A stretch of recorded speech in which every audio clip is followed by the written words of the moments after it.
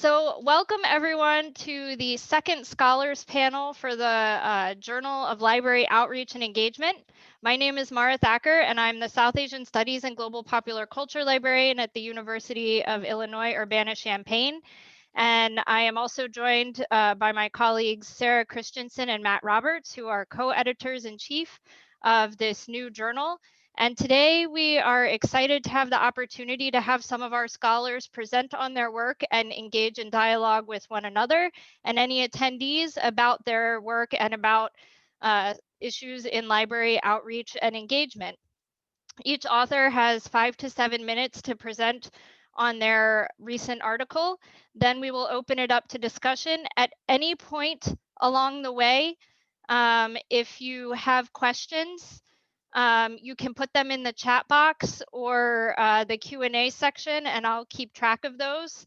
And then I will also be serving as moderator and kind of forwarding the discussion along as things proceed. So without further ado, I'd like to introduce our first author, Randa Lopez Morgan from Louisiana State University.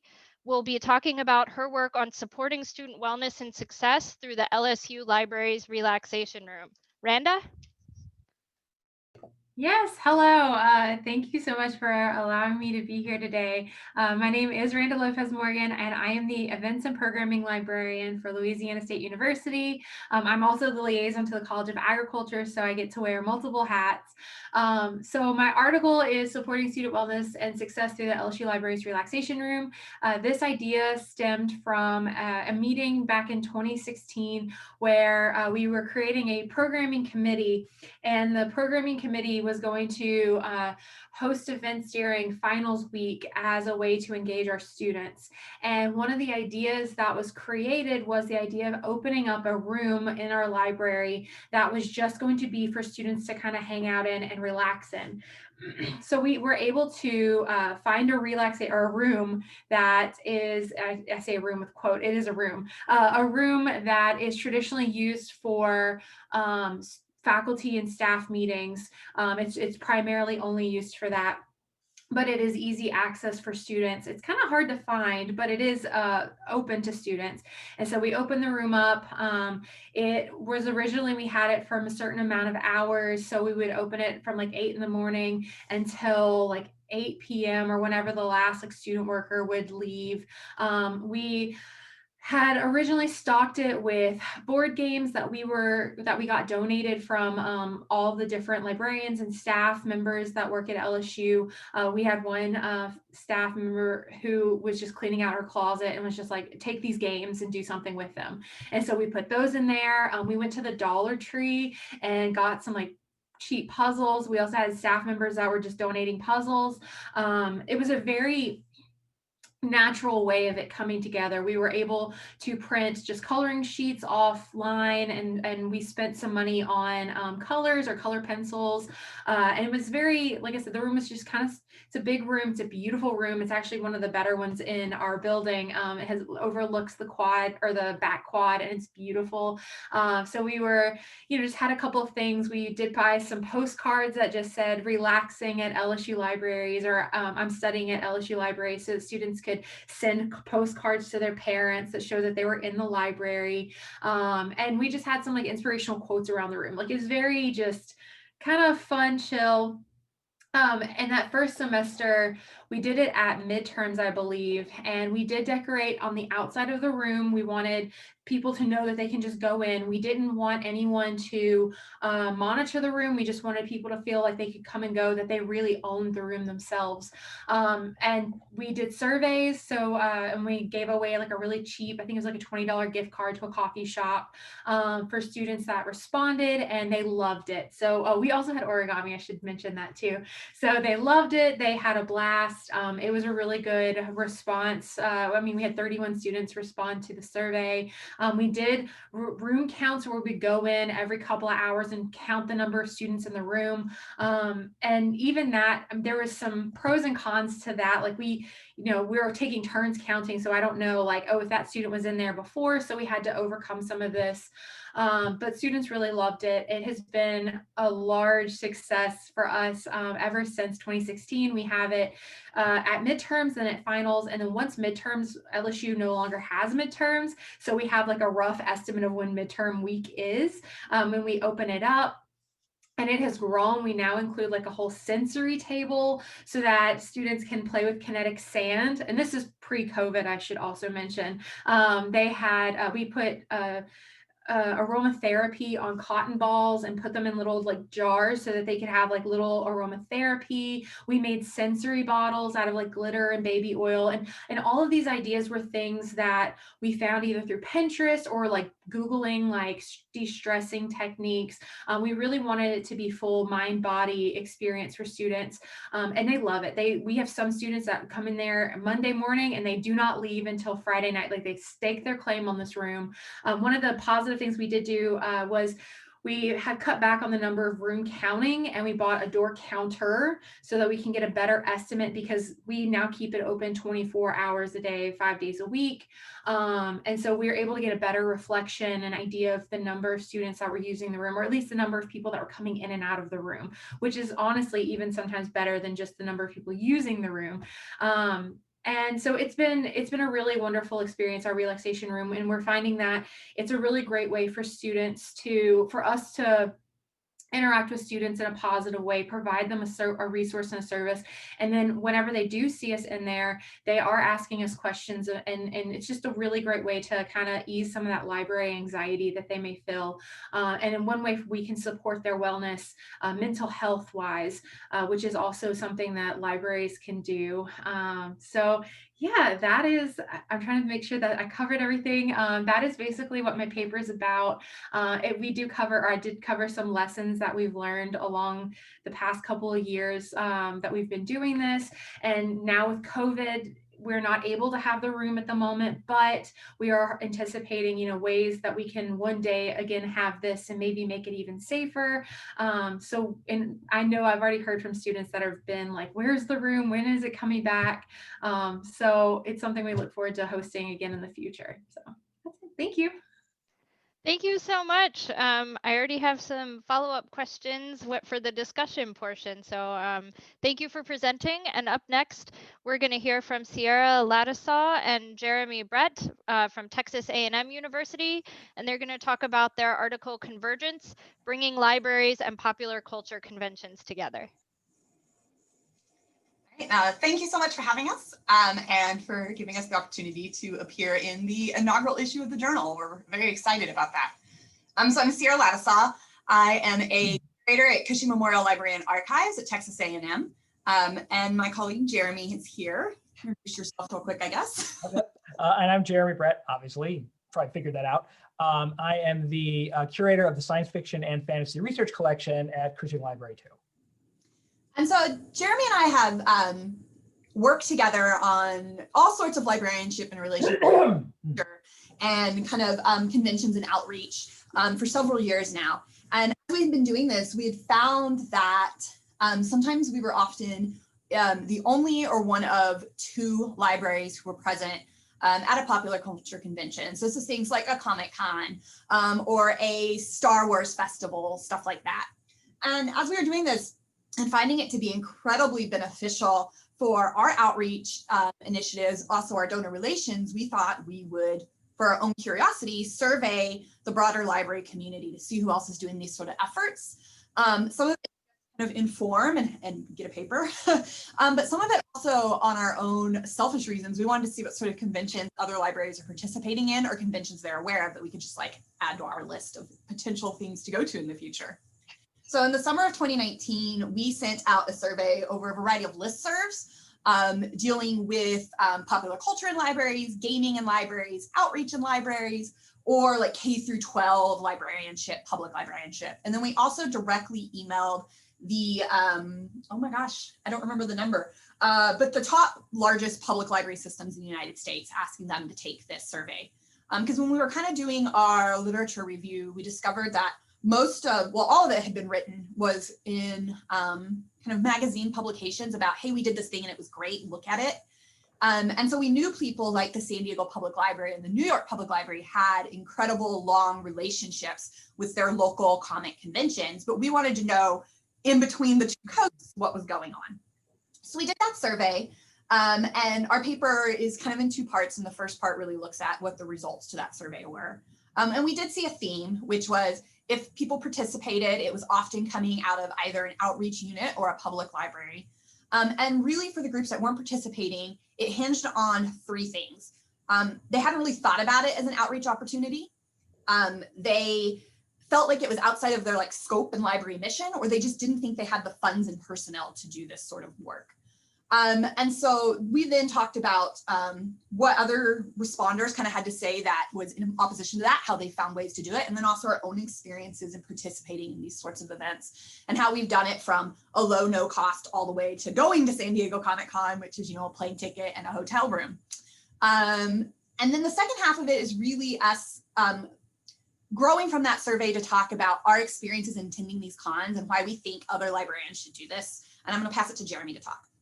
Yes, we just so basically what we kind of boiled down our experience in various cons and con-like events to sort of 5 kind of tips or rules, the kind of drawing out of the common wisdom based on what Sierra and I have learned and what we've learned from talking to people in our survey.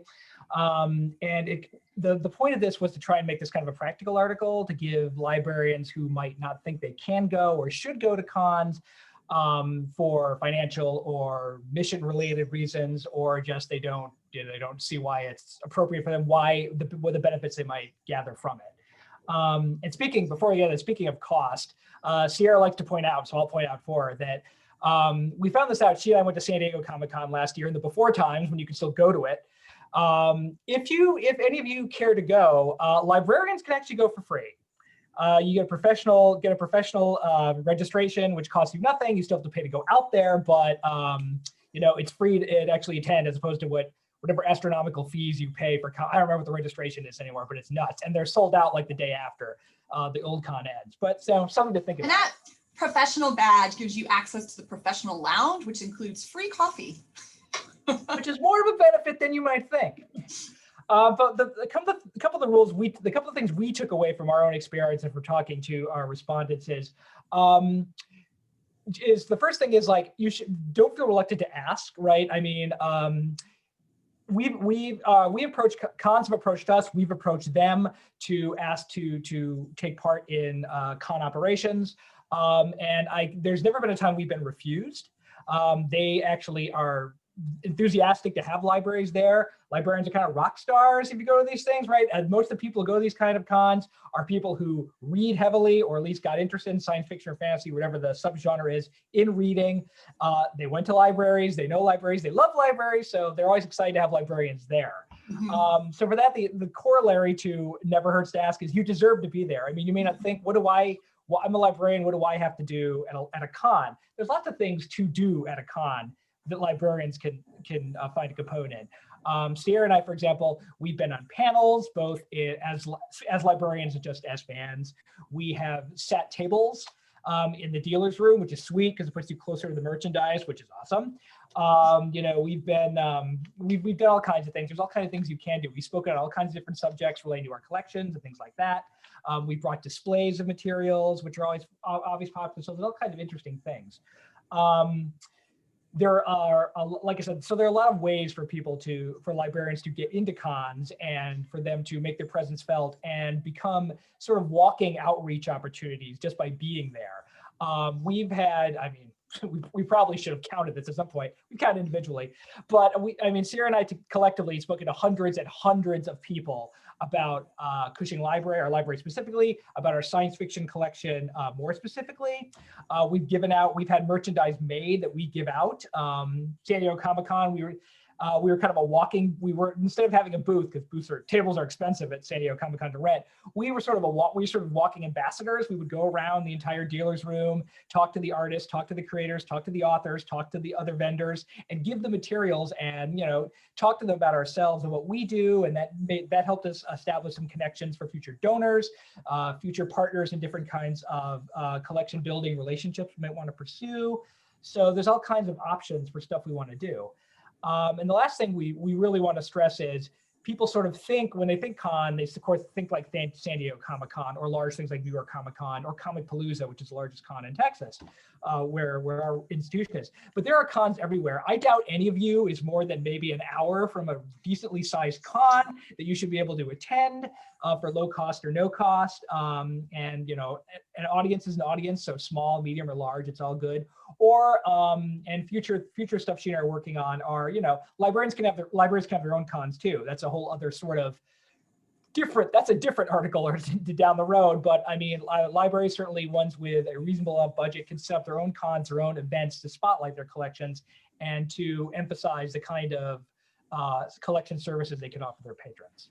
Well, that is a great idea, and hopefully something that maybe would be another JLOE article, because I've also considered having my own Comic-Con in the library. So thank you so much for sharing your research.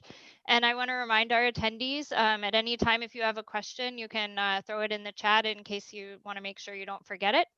And up next, we're going to have Chandler Christophel from the University of Georgia talking about the Capturing Science contest and open-ended approach to promoting STEM communication. Great, thank you. Can you all see my slide? I can. Great. All right, so yeah, I'm Chandler Christoffel. I'm at the University of Georgia. I actually changed roles recently, so I was at the science library as an instruction and research librarian, and now I'm a user experience librarian. So if I talk in a mix of past and present tense, that might explain a little bit, but I still coordinate the contests for the time being.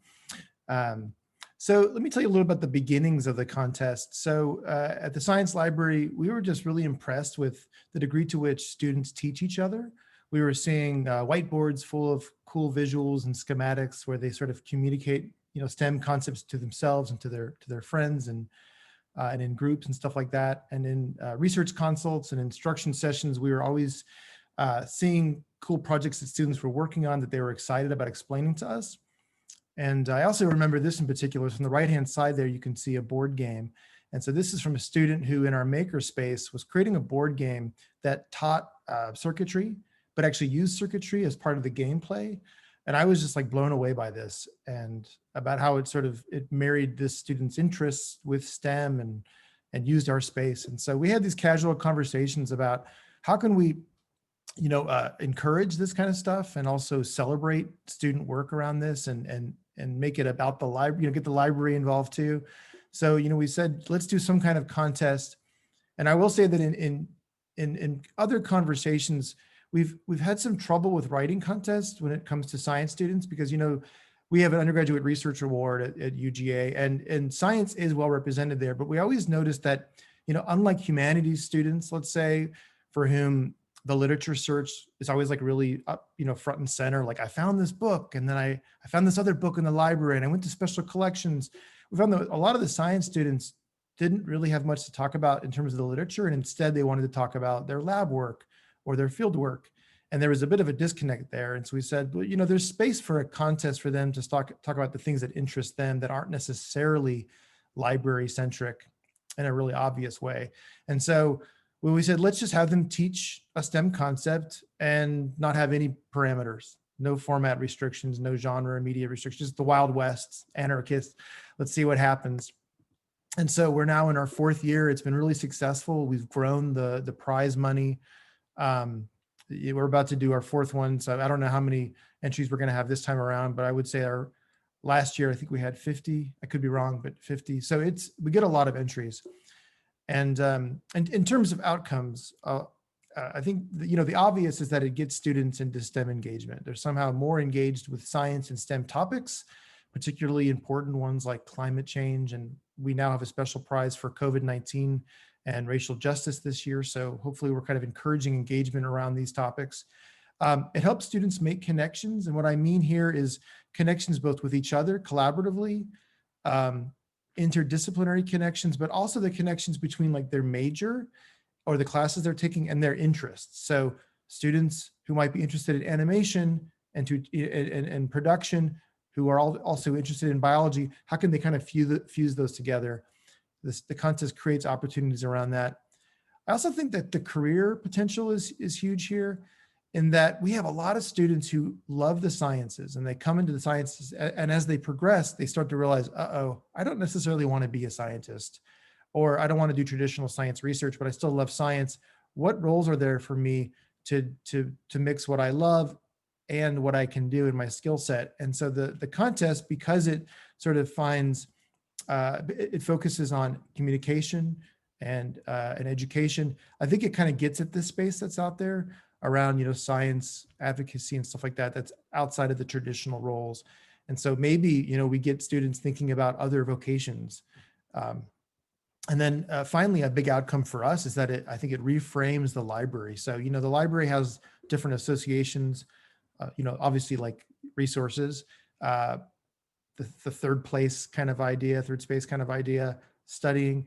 But I love that the contest positions the library as a place where you don't just consume information, but you also create it, that we're this kind of creative synthesis driving force. And I love that. And I hope that the contest kind of maybe change people's brain space around the libraries in that regard. For me, the most fun is the judging. So here's an example here. Hello, my submission is actually alive and requires constant care and maintenance. So this is actually an email that we got.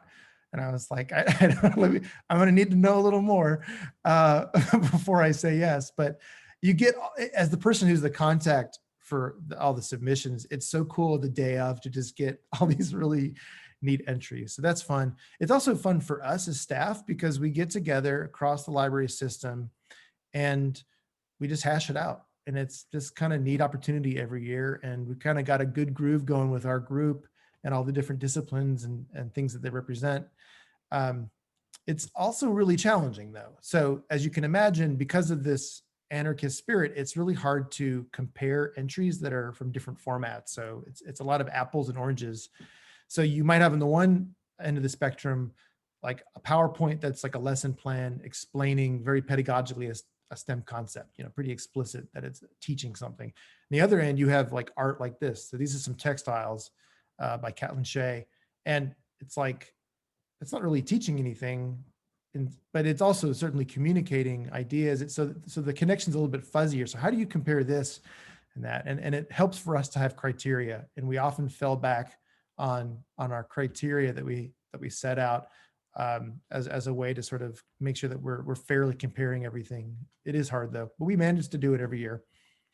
And to close, I think that something that I'm curious about, and I think this has broader implications for outreach and engagement is, you know, I think this contest is an obvious success. No one's really questioning whether we should do it or not anymore. But in the back of my mind, I'm always like, should we be doing this? Like, and the reason I ask that is because, you know, at UGA, there are several other entities on campus who arguably could and maybe should be doing this and aren't, or doing something similar. And some of that is just that everybody's engaged in retention and engagement and stuff like that. And so, but I really like to think about why the library does this and what makes it uniquely librarian, and what do we offer that other entities can't or don't. And what does that tell us about outreach in general and engagement in general when we're sort of pushing the boundaries of what libraries traditionally do? And how do we negotiate that sort of, on the one hand, wanting to be innovative, and the other hand, wanting to do things that are really good for us to do and aren't just opportunities that maybe other entities on campus should be doing, or maybe that we could do together. Thanks. So those are some really great questions that I hope that we will maybe get to in part of the discussion, because those are questions I grapple with myself. I do have one really short question before we move on, and I hope it'll be a quick answer. What was the alive thing? Was it an animal? Like, I have to know. It was a terrarium. Okay. So cool. Alive. Yeah. I was picturing somebody dropping off some sort of insect or something. It was right, like around Stranger Things really hitting its prime too. So I was like, the imagination abounds. But yeah, it was a terrarium that was massive and kind of funky. That's amazing. Well, thank you so much for sharing. Yeah. Oh yeah. Well, thank you for sharing. Up next, we're gonna hear from José Rodriguez class from Georgia State University on establishing outreach programs, a study of effective outreach programs and support groups in academic libraries. Thank you for being here, Jose. Thank you for having me. Very excited to be part of the inaugural issue of JLE. As she mentioned, I'm Jose Rodriguez from Georgia State University. I'm the outreach librarian for the social sciences. The idea for this article came 11 months ago when I decided to have lunch with our quantitative specialist. And when we sat down at the table, she said, "So what do you want to write about? What do you want to publish?" And I've only been, that was my third month at that university.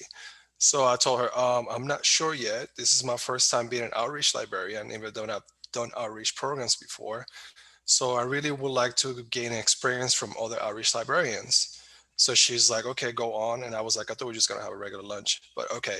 Uh, so I was like, well, I really want to see what makes an outreach program effective. What contributes to an effectiveness of an outreach program. And she's like, that's it. That's what you're going to write about. And here I am 11 months later. So I decided to really target librarians that had outreach as their title or as their work skills. And I decided that the best way to do that was to go through LinkedIn profiles. And I just performed like a basic search, and I had so many results on outreach librarians or to have participated in outreach events.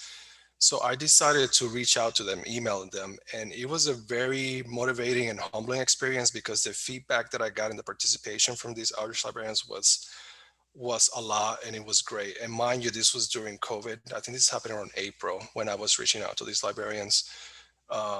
So it was a great experience. Again, gathering all these data to a survey. Once I gathered the data, I really wanted to compare most effective and least effective. So what I did was I created a 3-part survey, concurrent method. So it was qualitative and quantitative data. The first part focused on the most effective outreach. The second part of the survey focused on the least effective outreach program that they have created. And then the third part was demographic. Now, both first and second part had the same questions. So that when I could analyze the data, it was the same. It was easy to run t-tests. So what I found was that there was more support from the most effective outreach programs that they consider from least effective. Now, mind you, both categories, they had the most support from librarians and staff. Both groups have the highest percentage of support from those groups. What was surprising was the faculty had the lowest support, especially in the least effective programs. It was at 28%. Students had a significant statistical significance. It was like a 0.007, same as librarians and staff. So those 3 groups definitely made an impact in the outreach programs for these librarians. And going through the literature review, institutions form committees for outreach, including volunteer staff, faculty, and librarians. So it wasn't so, yes, this is a great results from this analysis, but it wasn't so shocking. What was shocking for me was that the librarians, the faculty support was really low. And going through literature, many of us really don't reach out to librarians specifically to create outreach programs. We reach out to them if they need help with instructions, with any assignments, or to collaborate in research. But maybe we should sit back and think and tap into this resource and ask for their help when creating outreach program, because I think sometimes, as I mentioned in the literature, sometimes they really haven't bothered to know what we really do in academic libraries. So if we just go reach out to them, this is what I do, would you like to participate? I think it will make an impact in our programming. Same with students. Sometimes we create these programs for students, as a result for them to participate, but we really don't ask them to collaborate and be part of the whole process. I mean, what are your ideas? Would this work? Will you help me with marketing? And I think that we should sit back and see if we can really tap into these resources. I also think that it will provide information for other librarians doing similar research. If I was to do it again, I would definitely reach out to just all academic librarians, because we all do outreach in one way or another. I mean, no matter their title. And I would also like to compare with public libraries and see if there's any similarities and differences. I'm trying to see if I got everything. I believe I did. That's all I have, guys. Those are great future directions, and I absolutely agree that it would be very interesting to expand to include, you know, other types of academic librarians and public libraries. So I hope you'll follow through on that. I am. So moving along, up next, we're going to hear from Elizabeth Pierre-Louis from FOCAL, which is, oh, I'm going to mispronounce this French so bad. It's okay.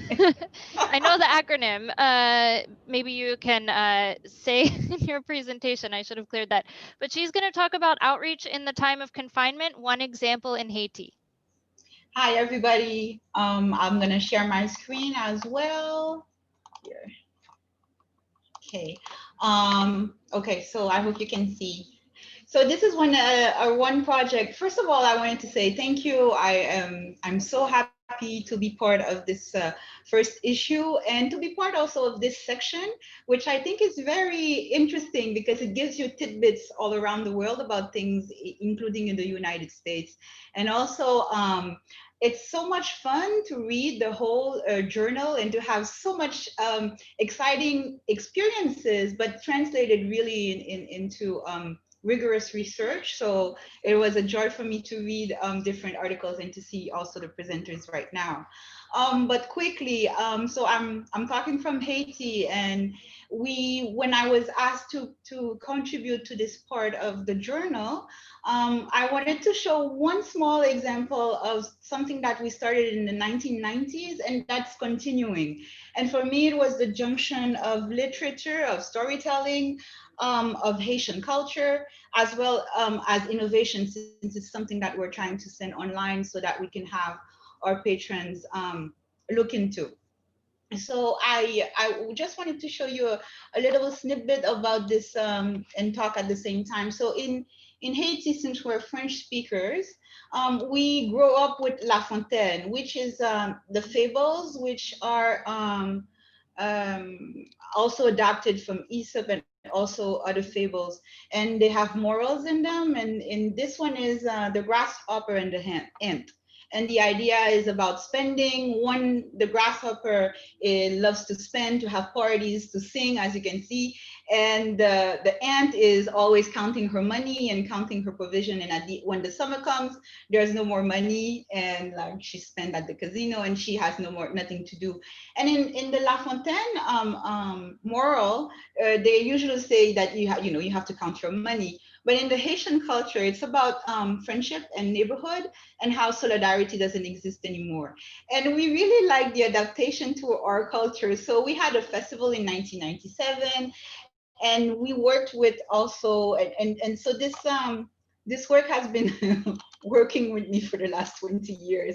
So we worked with a team who did this play. So you have young actors, and they did it around the country. So they did songs, and afterwards we tried to adapt it with this animation. And we also have been able to do a second one, which I won't show, but completely. I just will show little images also. And we're continuing to do that. And why I chose this example is that when we were in confinement, we were trying to see how can we do outreach still and have people tap into our collection, everything that's in public domain, everything that's accessible. And so we've been doing these little short animations. We've been doing also readings from works that are in public domain that can be downloadable also. So this is just a short snippet of the work that we have been doing. I hope I didn't go over time. Thank you.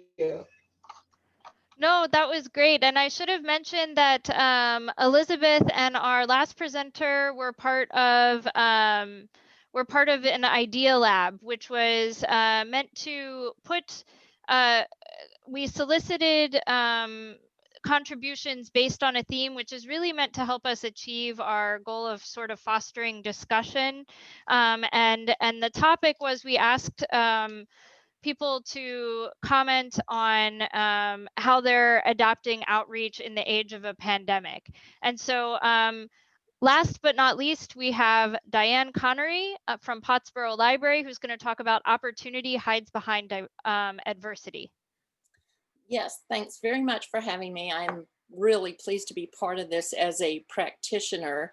I'm in a rural library in North Texas after having lived in cities my whole life, and I'm an accidental library director. So rural life and library life has been, in the last 10 years, has become my passion. And in rural libraries, I think especially, we get to interact on a day-to-day basis, boots on the ground with the people to see what their needs are. And our situation in Pottsboro may have been a little unusual. When I started 10 years ago, the library was completely donations. There was no taxpayer funding. So it was all volunteer, all donations. So we had to think strategically.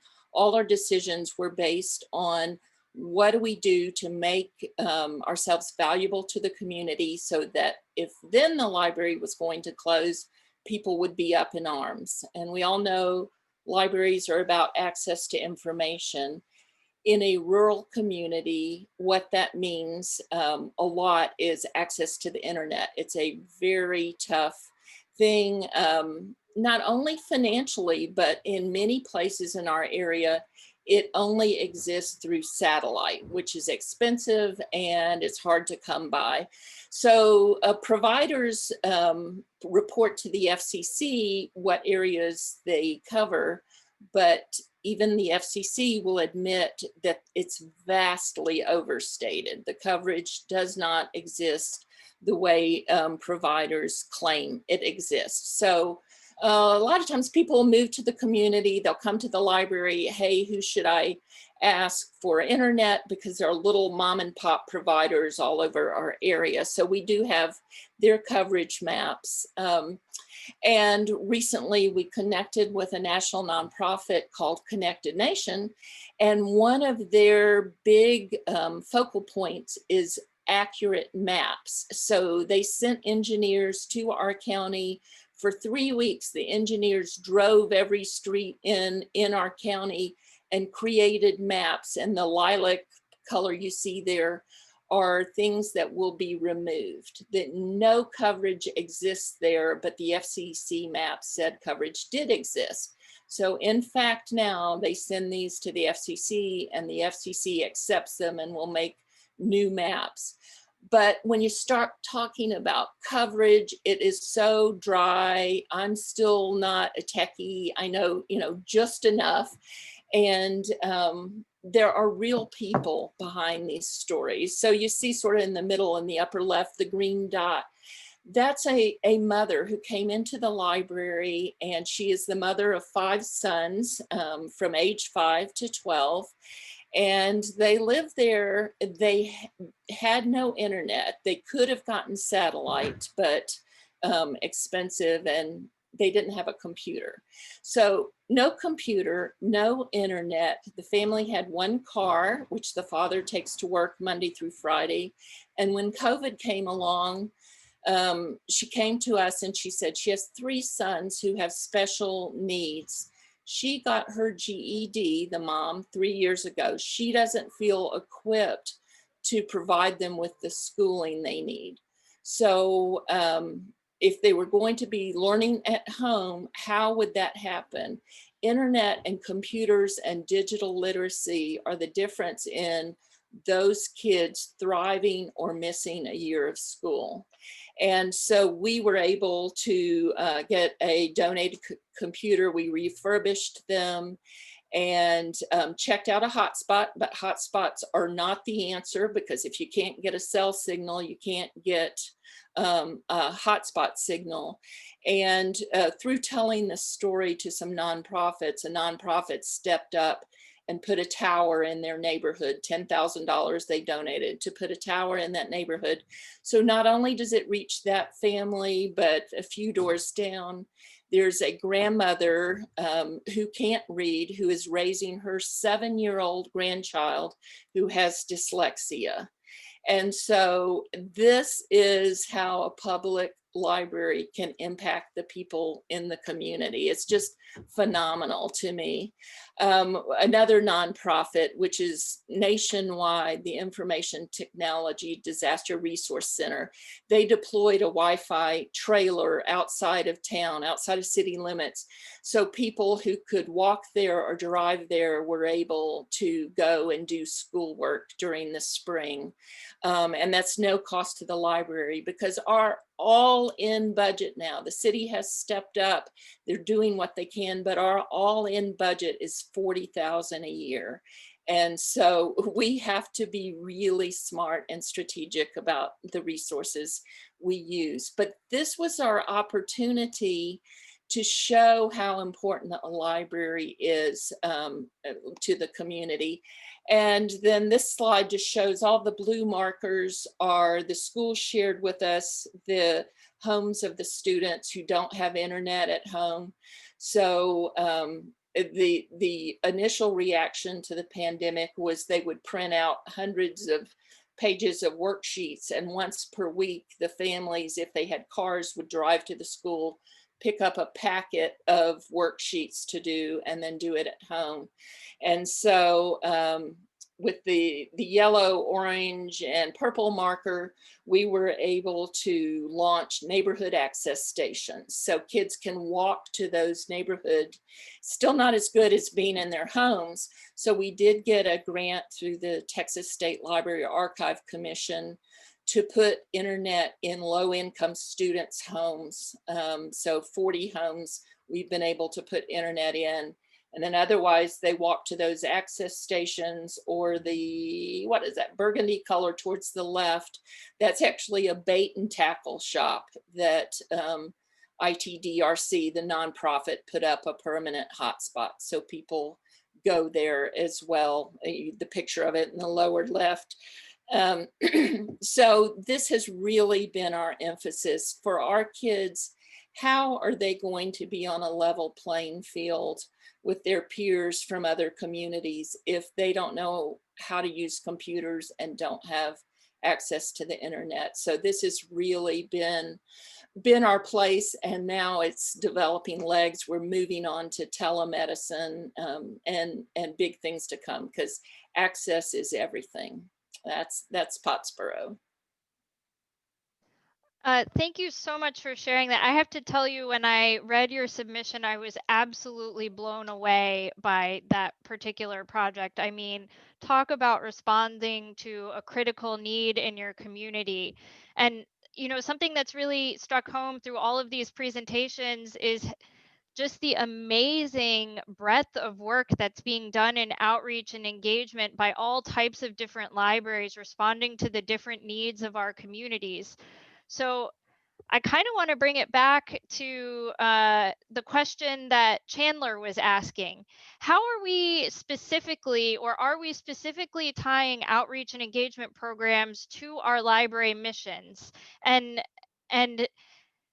are our communities sort of informing the kinds of things that we're doing, or are we kind of guessing? So I just kind of want to open it up to people to talk about, how is outreach and engagement critical to library missions, and how does that inform the activities we choose to do?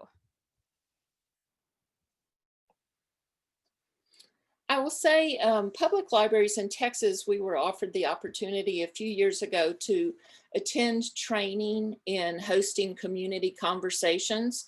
So it's bringing together over a series of community meetings, maybe 6-8 people at a time across demographics, bringing them together and seeing if there are common threads of what matters to the community. And in our community, internet access rose out of that as a real primary need. So for us, we're in some ways lucky that, you know, our library vision and mission statement are quite broad and lofty. And so they speak to this, what is it? The hub of indispensable learning, creativity, and discovery. And so we think about that word creativity in there, at least for us today, and it really opens it up to us in thinking about how can we kind of promote this idea that even the entire university has committed to of lifelong learning.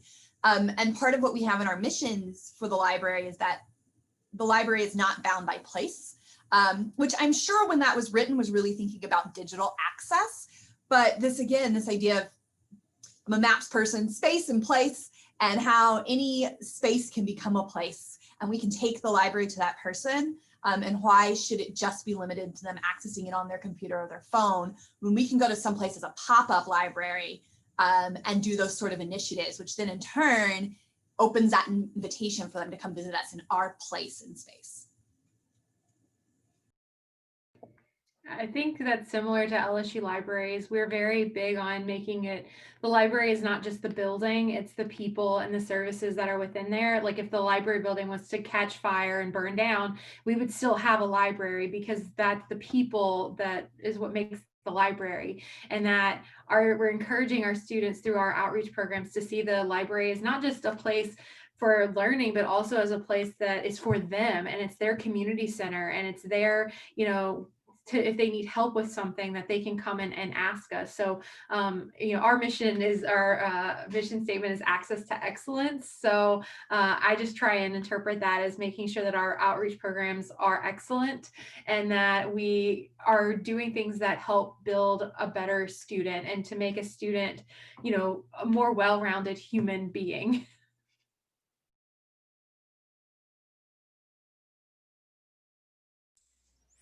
I think for GSU Library, I know one of the strategic intentions is to brand ourselves in our community. So I try to bring professionals from the community and give talks to our students. So not only they talk about their profession, but maybe share about internships that the students could participate in. So that way, because I know in our one institution, we have so many talks from faculty about the research, but I wanted to bring the community professionals so the students can relate, like, how do I get to be you know, when I finish and graduate school. So that's pretty much what I try to do with my outreach for our library.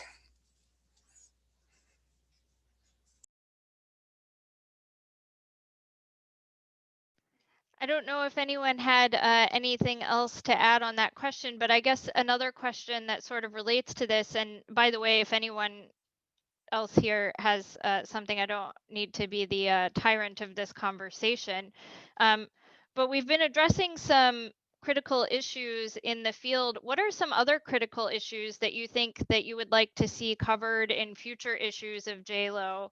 What are some of the big challenges for outreach and engagement in the 21st century, if you will?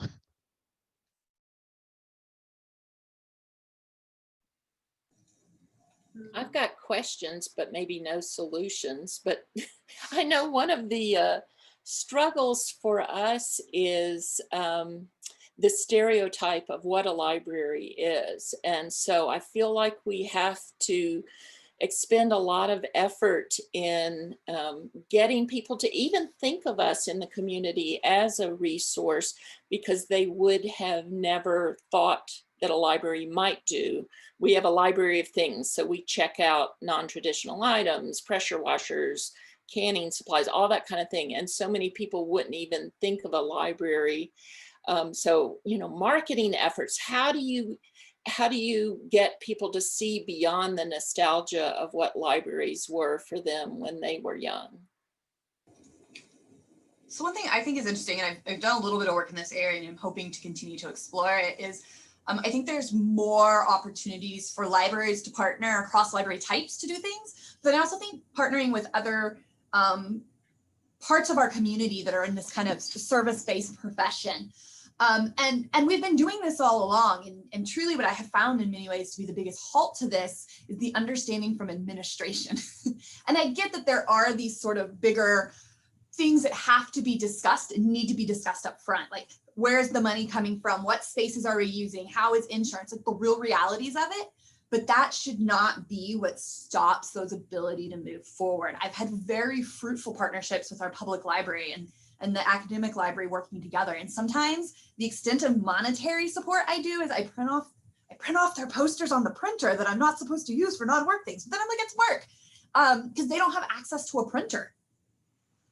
And so I think there's a lot of these really rich opportunities where when I go to seek permission from my administrators, it's an immediate no out of these concerns, and rather than how can we find a way to work within these parameters, when oftentimes I can just go do it without asking and nobody's the wiser until there's a news write-up and then I get a huzzah. But if I had asked permission to do it, I would have been told no. Sorry for doing things without asking permission, administrators, if you watch this. I just wanted to say that maybe what a bit the issue for me these days is about working in silos, in isolation, and I think that these are issues that are going to come up a lot. How can we make access even in these difficult times? And because as Diane was saying, in Haiti, there's not, the internet is a problem, but even electricity is a problem. So all of these issues make us think when we do have access to platforms like that, that it's so wonderful, it's amazing, but there are people who are completely out of the loop. And how do we overcome these hurdles? I had to run and get my kids. The bus came early today, so I had to run away. So I might have missed this, and so forgive me if whatever I say is an overlap. But one thing I've noticed is we're trying to do more and more co-hosting of events with other entities on campus. So recently we worked with the Red and Black, our student newspaper. We've been working with the University Health Center and the Graduate School. And it's a really great role for us in that we're almost like the in-between people. We kind of make the connections. Maybe we help set up and coordinate. So it's not super library centric, but we often make it happen. But one of the challenges is we're also hearing from admin, whatever we can do to show the library's value, do that. And it's a tough sell to show your value when you're the in-between. There's like a lot of sort of invisible labor going on there. And so it's like, how do we, and to some degree, maybe it's there's like a return on investment that like over time, where people really see the library as helpful, even if it's not like each outreach event puts us on everybody's radar. But that's, I think there's kind of a long game issue there with sowing the seeds, even if it's not like major library events, if that makes sense. I'm kind of personally really curious about, so the questions, Chandler, that you ended your presentation with on these ideas of, are these things that should really be taking place in the library? That's something I've dealt with. I'm working on a paper right now about planned abandonment to end services that, even though they're extremely popular, don't necessarily, the library is not the best home for them. It was a stopgap to ensure it happened. And so I'm curious to see exploration in that, and to maybe, Chandler, talk with you more later on these kind of ideas of things that are sitting in the libraries because nobody else would pick it up, but we knew it needed to happen, and how that is both good for us, but in many ways detrimental because it's just another thing on the plate that isn't necessarily our real responsibility in the heart of what we're trying to do. And I think that's an open thing to discuss. And Chandler, if you're open to, I would love to email you after this.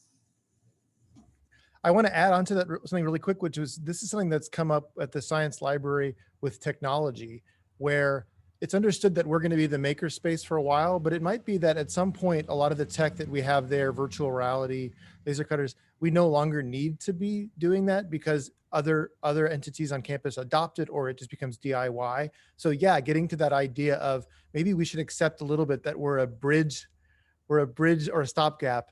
But that's a tough thing to plan for, especially when you invest a lot of money into it. Yeah, I related to that question, not just on, you know, is the library the place that ought to be doing this, but sometimes in the University of Illinois, we're such a huge library. The question that it's even, you know, more distilled is the library should maybe be doing this, but is the person that's doing it the right person to be doing it? And the best example of that I can think is, you know, I've been involved in a therapy dog program for a while, but I'm the South Asian Studies librarian. So, you know, my involvement is by dint of my interest in dogs, but not necessarily my role. And I wonder often how many of us that applies to get back to José's article, I think, where you don't have outreach in your job title, but you're doing outreach. And I think that applies to a lot of people.